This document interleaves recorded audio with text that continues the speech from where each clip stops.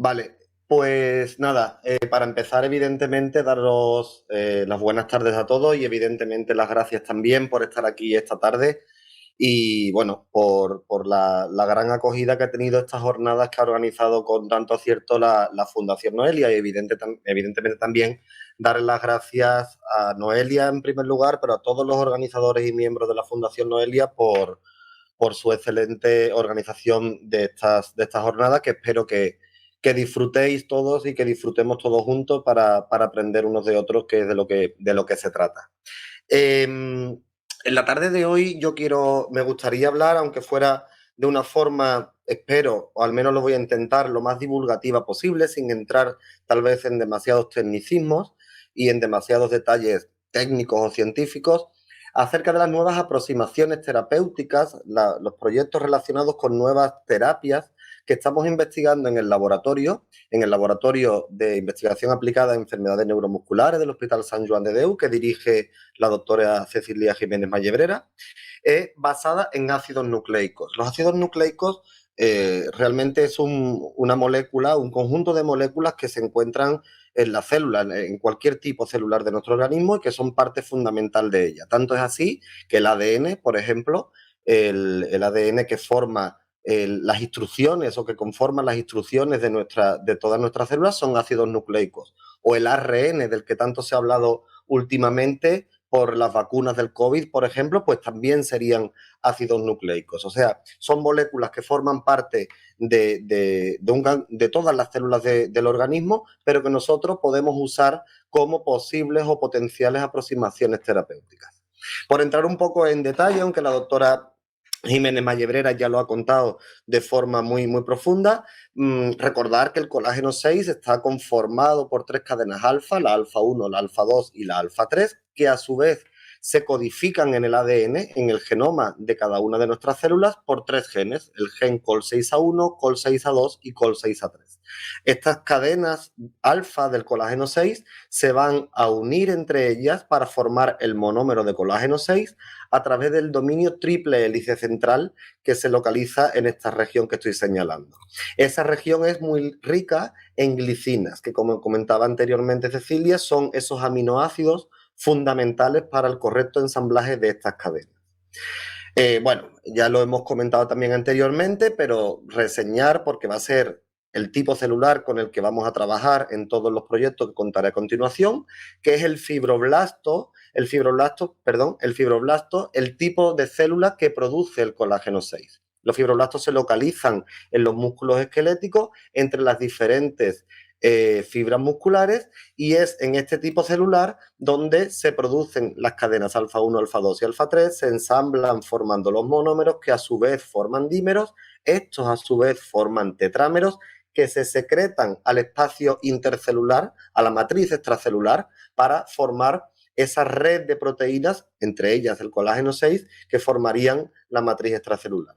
Evidentemente, como comentaba Cecilia antes, el colágeno 6 tiene muchas funciones, muy diversas funciones, pero la más fundamental, probablemente la más importante o la que más nos afecta a nosotros, sería la adhesión celular.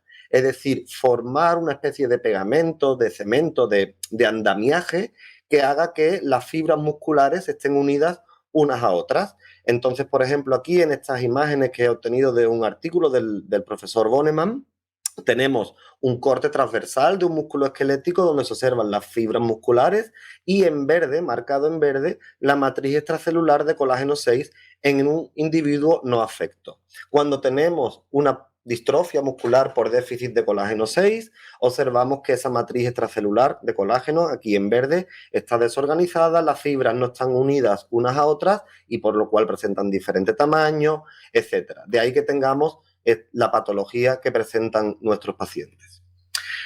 También un poco a modo de recordatorio, cómo investigamos, cómo trabajamos en el laboratorio a nivel de investigación básica, por así decirlo. Pues obtenemos biopsias normalmente de piel o de músculo de los pacientes o de los potenciales pacientes y tenemos un protocolo ya establecido para generar una línea que de fibroblastos, de este tipo celular que explicaba anteriormente, que cultivamos en la placa de cultivo. Los tratamos, los cultivamos a 37 grados, que es la temperatura corporal, a unas condiciones determinadas de dióxido de carbono, y los tratamos con ácido ascórbico, con vitamina C, ya que se ha descrito que induce la expresión y la secreción del colágeno 6 a la matriz extracelular. En el laboratorio disponemos de anticuerpos, de moléculas que se van a unir específicamente al colágeno 6 y que además pueden estar marcadas con diferentes moléculas fluorescentes, con diferentes fluoróforos.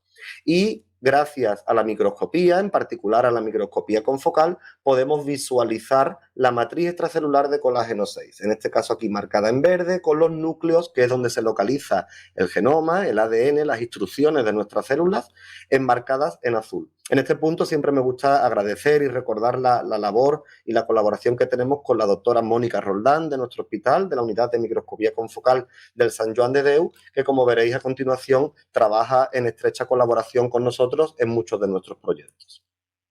También Cecilia comentaba anteriormente, y un poco yendo a los antecedentes, que se han investigado diferentes terapias secundarias, por así decirlo, es decir, que intentaban atacar los efectos secundarios a nivel bioquímico o a nivel celular que presentan los pacientes con distrofia muscular por déficit de colágeno 6. Como comentaba, por poner un ejemplo, el caso de que estos pacientes presentan un alto nivel de apoptosis, que es una muerte celular espontánea, la célula, digamos, que se degrada espontáneamente, dando lugar a la degeneración de las fibras musculares.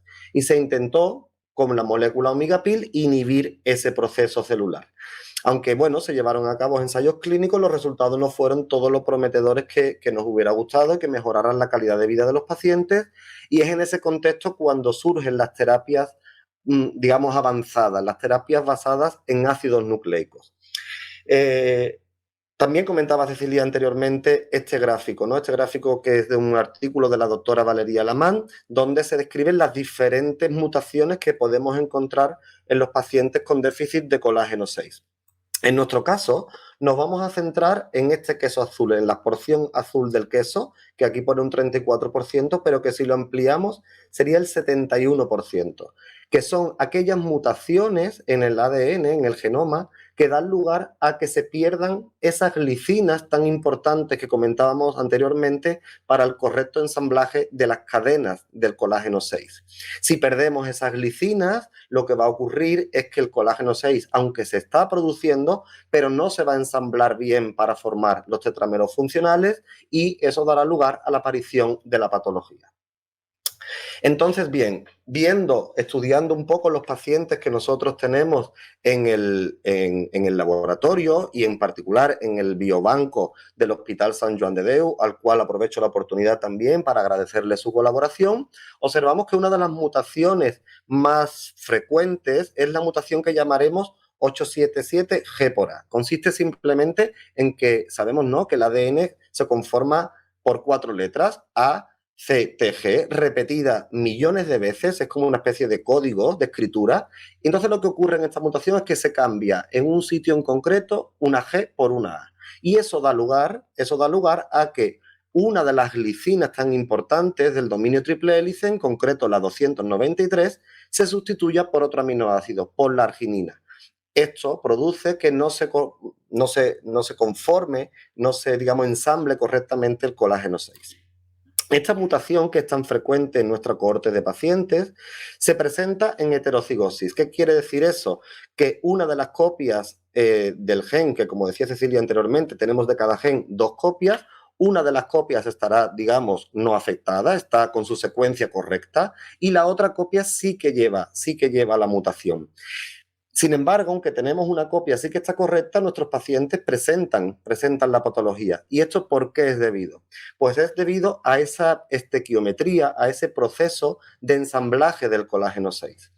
En este caso de aquí que señalo con el puntero, si tenemos una situación de partida donde la mitad de las cadenas alfa son normales, vamos a decir, no afectas, y la otra mitad son mutantes, como es el caso de nuestros pacientes, El colágeno se va a ir ensamblando hasta que tenemos los tetrámeros. Si hacemos la cuenta matemática, solamente el 6,25% de los tetrámeros de colágeno 6 serán funcionales y esto provoca la patología en nuestros pacientes.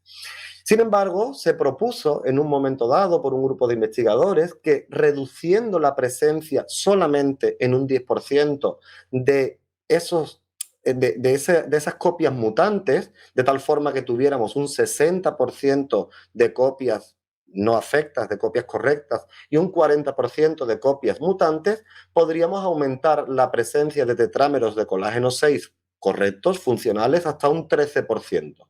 Y la hipótesis de trabajo es que esto sería ya suficiente para recuperar, al menos de forma parcial, el patrón de matriz de colágeno 6. Es en este punto cuando diversos grupos de investigación empiezan a trabajar con terapias basadas en ácidos nucleicos, con terapias moleculares basadas en ácidos nucleicos. Por ejemplo, el grupo de Nishino o el grupo del doctor Carsten Bonneman, también de la doctora en Londres, Hayan Zhou y Francesco Muntoni. Trabajaron con diferentes estrategias basadas en ácidos nucleicos, RNAs de interferencia u oligonucleótidos antisentidos para tratar de silenciar, de eliminar aquella copia que está mutada, que está incorrecta, intentando no afectar, no alterar la expresión de la copia que sí es correcta.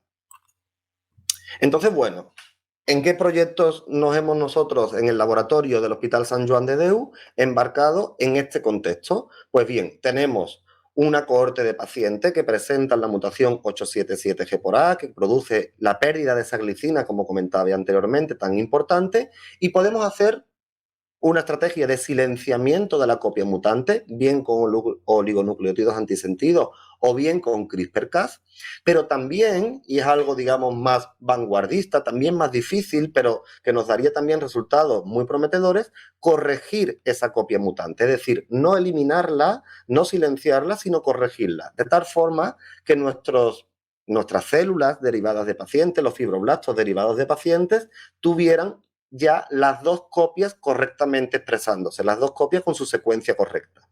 De tal forma que finalmente el objetivo último, ¿cuál es? Pues evidentemente, tanto desde una estrategia como desde la otra, evaluar la restauración de la matriz extracelular de colágeno 6 y las funciones del fibroblasto.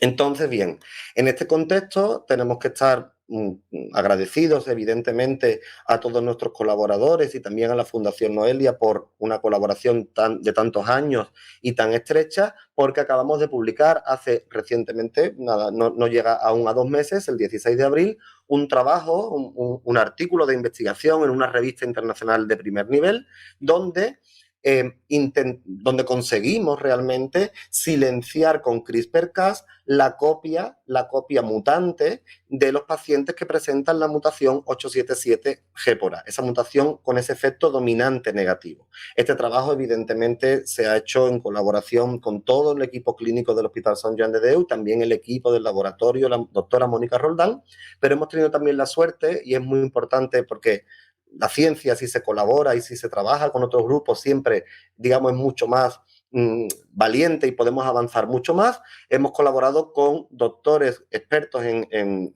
genética de la Universidad de Barcelona, como sería la doctora Susana Balcells y Daniel Greenberg, y con profesionales de genética clínica del Hospital Ramón y Cajal de Madrid, como serían el doctor Miguel Ángel Moreno y Matías Morín.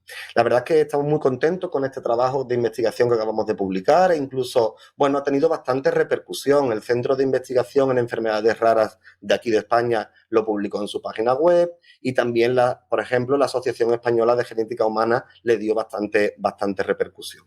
Entonces, ¿qué hemos hecho en este trabajo y cuáles son los avances que nos animan a continuar hacia una terapia y que hemos obtenido en este trabajo? Pues como decía, este trabajo se ha basado en CRISPR-Cas. La herramienta, digamos, de ácidos nucleicos que hemos usado es CRISPR-Cas.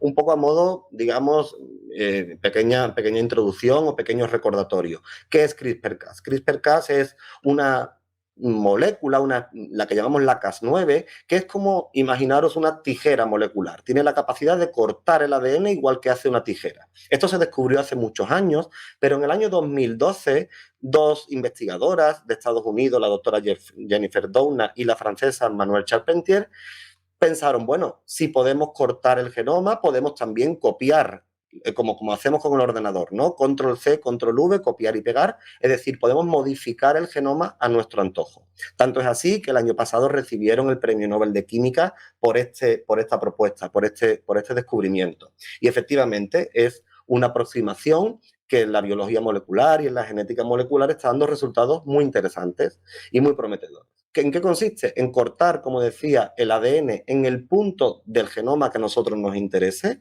En nuestro caso sería donde tenemos la mutación en el gen del colágeno 6, y esa rotura la célula la identifica, la detecta rápidamente y la puede corregir por dos mecanismos independientes. El que llamamos NHJ, eso no nos interesa tampoco demasiado el nombre ahora, pero que daría lugar al silenciamiento de ese alelo, lo cual en nuestro caso nos interesa. Pero también podemos, a través de HDR, da igual el nombre, insisto, aportar una copia molde donde tenemos la secuencia que a nosotros nos interesa. En nuestro caso, la secuencia correcta del gen, de tal forma que podemos corregir la copia mutante. Entonces, CRISPR en este caso nos está dando la oportunidad, o al menos la posibilidad, de poder hacer las dos estrategias a la vez, tanto silenciar el alelo mutante como también corregir el alelo mutante. Entonces, bueno, entrando un poco más en detalle, ¿qué hicimos en este trabajo? Verificamos y empezamos a trabajar con 4 pacientes, mejor dicho, con 4 fibroblastos, líneas de fibroblastos derivadas de 4 pacientes que presentaban en heterocigosis la mutación 877G por A. Y primero, en primer lugar, verificamos que efectivamente su matriz extracelular de colágeno 6, es decir, la matriz extracelular de estos fibroblastos en la placa de cultivo, estaba afectada. En esta imagen de microscopía confocal, que como siempre digo, la hacemos en colaboración con la doctora Mónica Roldán, de un individuo control, de un individuo no afecto, se observan las líneas, las fibras de colágeno 6 con esa estructura tan característica, organizada, formando fibras, formando esa red de colágeno 6 de matriz extracelular. Sin embargo, en el caso de los 4 pacientes, como se observa a simple vista, esa matriz extracelular de colágeno es menos intensa, menos organizada, e incluso se llegan a observar algunos agregados, algunas especies de grumos de colágeno 6 debido probablemente a ese incorrecto ensamblaje de las fibras de colágeno por esa ausencia de esa glicina tan importante. En este punto, lo que hicimos fue diseñar con diferentes herramientas bioinformáticas las guías de ARN, de ácidos nucleicos, que van a dirigir la tijera molecular de CRISPR-Cas hacia el punto que nos interesa editar, hacia el punto que nos interesa cortar, que sería esta A, ¿no? La mutación, donde se localiza la mutación 877G por A. Pero también diseñamos un ADN molde que contiene la secuencia correcta de nuestro gen para intentar en paralelo silenciar la copia mutante, como comentaba anteriormente, pero también corregir la copia mutante, las dos estrategias al mismo tiempo. Y entonces, bueno, como comentaba, ¿cuál es el orden de trabajo? ¿Cuál es el proceso que hemos seguido en nuestro proyecto de este artículo que acabamos de publicar? Obtenemos biopsias de pacientes que llevan la mutación 877G por A, que es esa mutación dominante negativa en la cual se pierde la glicina, tan importante para el ensamblaje del colágeno. Obtenemos esas biopsias de piel y establecemos un cultivo primario de fibroblastos, con ese protocolo que comentaba antes. A este cultivo de fibroblastos en la placa de cultivo in vitro le añadimos toda la maquinaria de CRISPR-Cas, tanto las guías de ácidos nucleicos como la propia Cas9, que es la tijera que comentaba, etc. Y entonces, una vez que tenemos los fibroblastos editados, que tenemos los fibroblastos ya con su ADN, con su genoma editado, nos interesa analizar qué ha ocurrido, ¿no? Si de verdad hemos tenido éxito o no. Y esto lo evaluamos a 3 niveles. En los 3 niveles que comentaba Cecilia anteriormente, que son importantes cuando se habla de biología celular. El nivel de ADN, ¿de acuerdo? Que es donde están todas las instrucciones de nuestras células, donde, digamos, está también la mutación que provoca la enfermedad, a nivel de ARN, que es otro ácido nucleico, pero que es una especie de mensajero, de cartero, que lleva el mensaje que está contenido en el ADN para formar las proteínas, que serían, digamos, las que hacen la función en la célula, en nuestro caso, el colágeno 6. Y entonces, con diferentes técnicas que contaré a continuación, evaluamos el éxito de esta estrategia de edición de fibroblastos derivados de pacientes con esta mutación patogénica en los 3 niveles. En primer lugar, verificamos que los fibroblastos de los pacientes estaban captando, estaban absorbiendo toda la maquinaria de CRISPR, porque es importante, porque podría ocurrir, imaginaros, que, bueno, por el tipo celular y su membrana y las diferentes barreras no se captara. Y bueno, verificamos que más del 80% de los fibroblastos en la placa de cultivo estaban captando toda esta maquinaria de edición genética. Y luego verificamos qué ocurría a nivel en el primer nivel, el nivel de ADN, ¿de acuerdo? El nivel donde están contenidas todas las instrucciones que nuestras células tienen y la propia mutación que también provoca la enfermedad. Esto lo hicimos, como comentaba antes, en colaboración con los doctores Miguel Ángel Moreno y Matías Morín del Hospital Ramón y Cajal de Madrid. Ellos son expertos en genética clínica, son expertos en secuenciación de nueva generación y además han desarrollado un software bioinformático que ellos llaman Mosaic Finder, es decir, como encontrador de mosaicos, donde lo que hacen es evaluar qué ha ocurrido en una célula cuando se ha sometido a edición genética por CRISPR y nosotros obtuvimos resultados muy prometedores y muy positivos. Aquí, por una cuestión de espacio en la diapositiva, presento únicamente el resultado del paciente 1, de los fibroblastos del paciente 1, pero vamos, los resultados en los otros 3 pacientes son iguales o muy similares. ¿Y qué fue importante? En primer lugar, que esta estrategia podemos verificar o pudimos verificar que era muy específica, teníamos una alta especificidad, ya que toda esta estrategia, digamos, solamente eliminaba o solamente, digamos, atacaba al alelo mutante. Aquí en azul obtenemos los datos del alelo correcto, del alelo que no está afectado, que evidentemente partimos de un 50% y está en torno al 46%. En otros pacientes incluso llega al 49%. Es decir, casi que no lo estamos tocando. Y eso es muy importante. Porque además observábamos que en el caso del alelo mutante, de una situación de partida del 50%, conseguíamos reducir su presencia a nivel de ADN hasta un 10%. Por lo cual, bueno, eran resultados que nos animaban a continuar hacia adelante. ¿Qué quisimos ver en el siguiente paso de este proyecto? Pues ver a nivel de ARN, de ese mensajero, de ese cartero que lleva las instrucciones desde el ADN hasta las proteínas, porque también es importante no solamente ver que hayamos reducido la presencia del alelo mutante, del alelo que provoca la patología a nivel de ADN, sino también a nivel del mensajero. En esta gráfica de la izquierda tenemos los niveles del mensajero mutante y en la de la derecha los niveles de mensajero no afecto, de la copia que está correcta. Las barras negras serían los niveles de ese mensajero antes de tratar y en estas dos, las más grises, después de tratar. Y es evidente que la reducción de la presencia de ese mensajero que provoca la patología, es decir, que está alterado, que no está correcto, se reduce mucho en respuesta al tratamiento con CRISPR. Mientras que, como ya habíamos dicho anteriormente, la copia correcta, la copia no afectada, no varía sus niveles y eso es muy importante. Y es muy importante acordaros porque antes os decía, se propuso en un momento dado que solamente con el 10% de reducción ya podríamos recuperar algo, la matriz extracelular de colágeno 6. Nosotros lo estamos reduciendo a nivel de ADN hasta un 40% y a nivel de RNA mensajero hasta un 80%. Por lo cual, evidentemente, el siguiente paso a dar fue, ok, ¿qué pasa con la matriz extracelular de colágeno 6? ¿Recuperamos su estructura o no la recuperamos? Y aquí entra la microscopía confocal, que en nuestros proyectos y en nuestros laboratorios es tan importante. Y tenemos aquí una imagen, en este caso el colágeno 6 se pinta o digamos, se señala o se marca en azul. Tendríamos el colágeno 6, la matriz extracelular del colágeno 6 de los fibroblastos de los 4 pacientes antes de tratar con CRISPR. Y después de tratar con CRISPR, tanto con una guía de ácido nucleico, con la guía 1 y con la guía 2. A simple vista ya se observa una mayor intensidad en el colágeno 6 en los 4 pacientes. pero fue mucho más interesante, o al menos, digamos, visualmente es mucho más sorprendente y mucho más esperanzador cuando hacemos las reconstrucciones en 3 dimensiones de esa matriz extracelular de colágeno 6.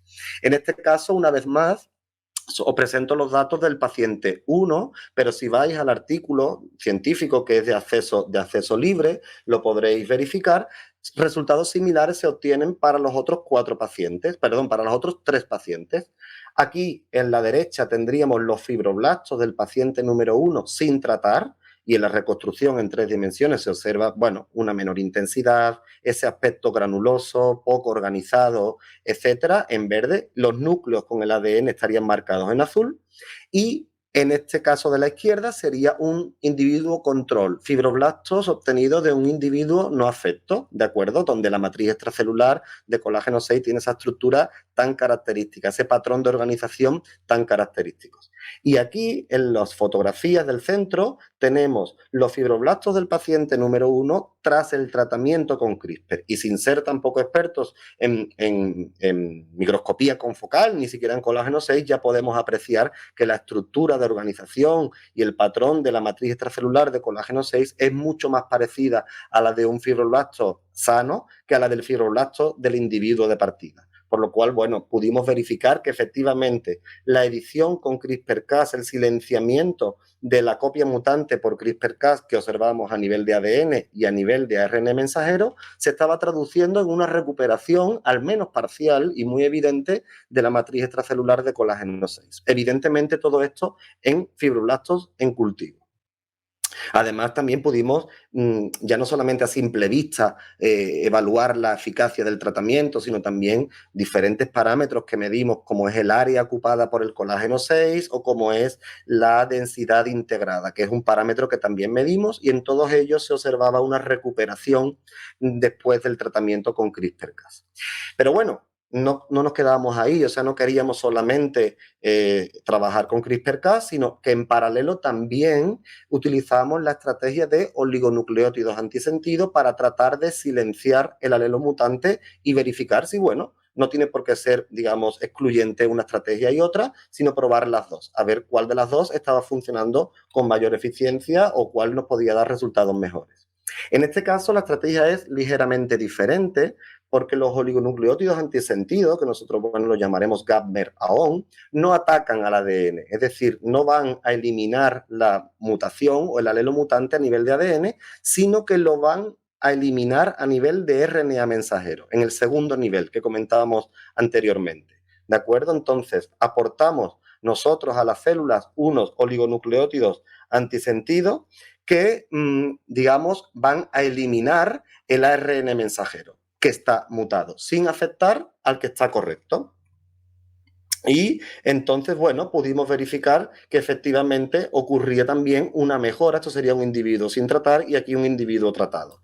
También obtenemos una mejora en la matriz extracelular de colágeno 6. Y bueno, ya para terminar, ¿cuáles son los siguientes retos que a los que nos estamos enfrentando ahora, pero que también son fundamentales para poder avanzar hacia una terapia efectiva? En primer lugar, testar estos posibles agentes terapéuticos basados en ácidos nucleicos en un modelo animal y también poner a punto sistemas de entrega de estos agentes terapéuticos. Es decir, vehículos, moléculas o digamos una especie de, por así decirlo de una forma gráfica, naves espaciales donde pudiéramos meter tanto CRISPR como los AONs para que viajaran hasta los fibroblastos de los músculos esqueléticos de nuestros pacientes y desarrollar su función. Y esto, bueno, es lo que estamos trabajando actualmente. El modelo de ratón con la mutación equivalente a la 877G por A, que sería la 874G por A, porque en el ratón hay pequeñas diferencias en el genoma, pero bueno, es la misma mutación. También da lugar a una pérdida de la glicina importante que comentaba anteriormente.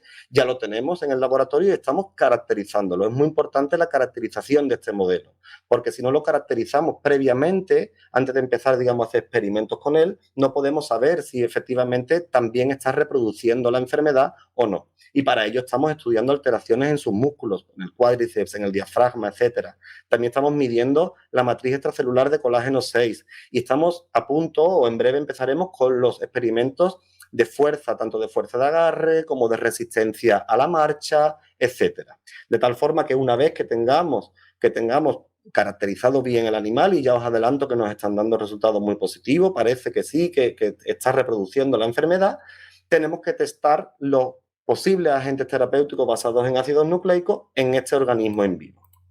Y por último, lo que os comentaba de los vehículos, donde metemos todas estas moléculas para que viajen hasta el fibroblasto de nuestro paciente. ¿Por qué es importante esto? Porque tenemos que evitar, por ejemplo, que se degrade.